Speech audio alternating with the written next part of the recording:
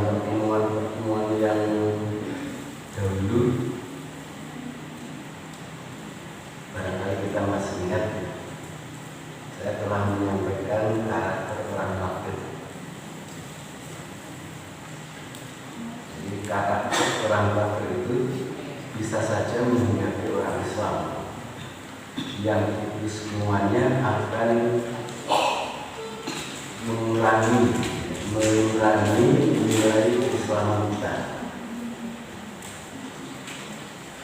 Nah, untuk pertemuan kali ini saya ingin menyampaikan tentang nifaq, munafik, orang yang dinamakan munafik.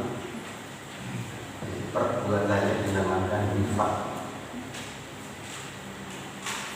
Arti nifaq itu dalam bahasa Arab berasal dari kata an-nafiqo, yaitu semacam lubang yang dijadikan tempat persembunyian hewan, misalnya tikus. Jadi lubang yang ada judulannya, jadi lubangnya itu misalnya itu an-nafiqo. Artinya apa? Kalau tikus itu masuk ke dalam lubang, dicari di lubang sini tidak akan keluar ke sana. Atau an-nafaq, itu lubang. Jadi perbedaannya an-nafiqo dan an-nafaq.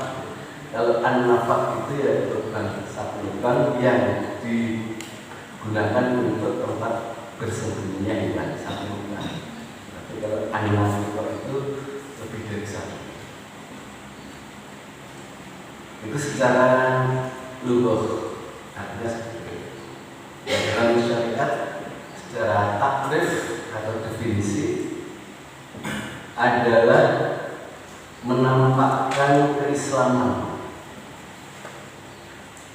orang kafir yang menampakkan keislamannya tetapi menyembunyikan kekafirannya. Sehingga tatkala dia bersama dengan orang-orang yang beriman, maka dia akan seolah-olah sama dengan orang yang beriman, melaksanakan apa yang diperintahkan Allah bersama orang yang beriman. Tapi kalau dia tidak bersama dengan orang yang beriman, mereka tidak melaksanakannya. Artinya menampakkan keislamannya, menyembunyikan kekafirannya. Ini munafik. Orangnya munafik. Nah, di dalam agama kita, munafik itu terbagi menjadi dua. Yang pertama adalah munafik amali. Munafik amali ini menghinggapi orang-orang Islam. Artinya orang Islam yang masih mempunyai karakter orang munafik, namanya munafik amali. Yang kedua adalah munafik i'tiqadi, keyakinan. Dan ini kalau pada zaman Rasulullah SAW ada pada orang-orang yang di Madinah yang dipelopori oleh Abdullah bin Ubay. Dan orang-orang munafik i'tiqadi maupun munafik amal ini akan senantiasa ada sampai pada hari kiamat. Dan itu memang merupakan ketetapan dari Allah Subhanahu wa Ta'ala.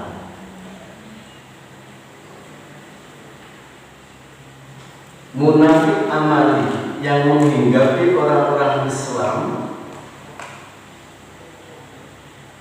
misalnya disebutkan di dalam suatu hadis yang diriwayatkan oleh Bukhari dan Muslim. Barangkali kita sudah sering baca atau pernah mendengarkan. Arba'un man kunna fihi kana munafiqan khalisan. 4 perkara. Barang siapa yang ada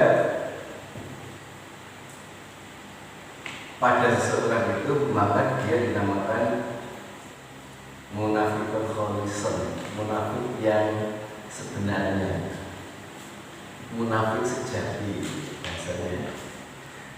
Wa man kana fihi khoslatun minhunna kana fihi khoslatun minan nifaq hatta yada'aha.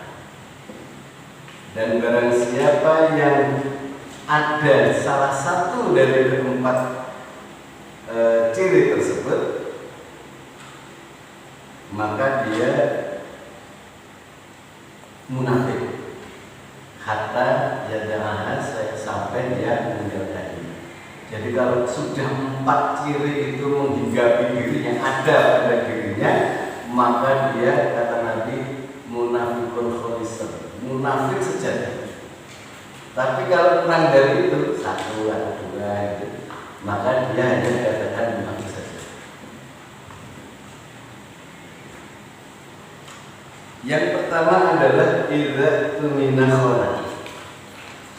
Apabila dikasih amanah, khona, dia berkhianat. Dikasih amanah, khianat. Dipasrahi suatu tugas, enggak melakukan. Atau kalau dia melakukan dilimpahkan kepada orang lain tanpa memberitahu kepada orang yang memberikan amanah. Satu contoh, seseorang misalnya disuruh khotib, boleh takmir masjid, dia sanggup, tapi pada waktunya malah orang lain yang khotib, tidak dirinya. Itu termasuk munafik. Tapi kalau sebelum hari-harinya itu dia memberitahukan kepada yang memberi amanah, maka tidak munafik. Misalnya, ternyata hari Jumat saya tidak bisa jadi khotib, tak perlu dari kesimpulan. Itu sudah lapor begitu kepada yang memberikan amanah, maka dia munafik. Atau yang lain-lainnya. Yang kedua, wa idza hadatsa kadza, apabila dia bicara yang dimaksud sini adalah bercerita, menceritakan segala sesuatu. Hadatsa kadza, dia bohong. Jadi kalau ngobrol itu bohong, mengada-ada.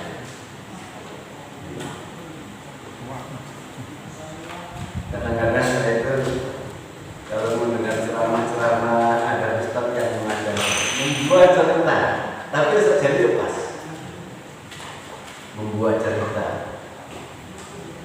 Saya pernah mendengar ceramah begini.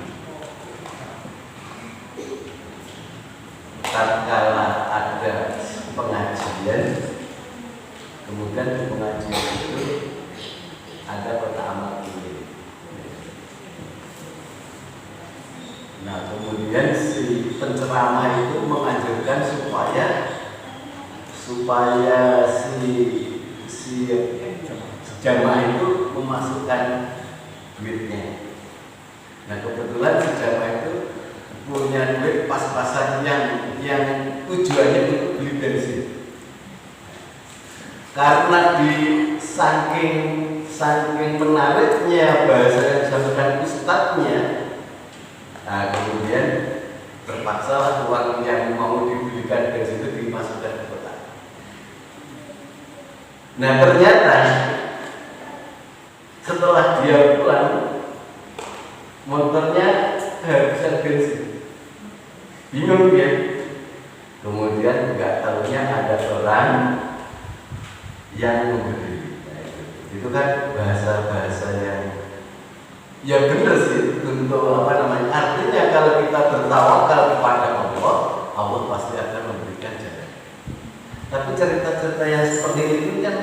kan dusta, gitu ya, dusta.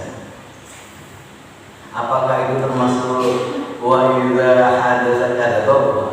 Tapi yang sudah dia cerita tanpa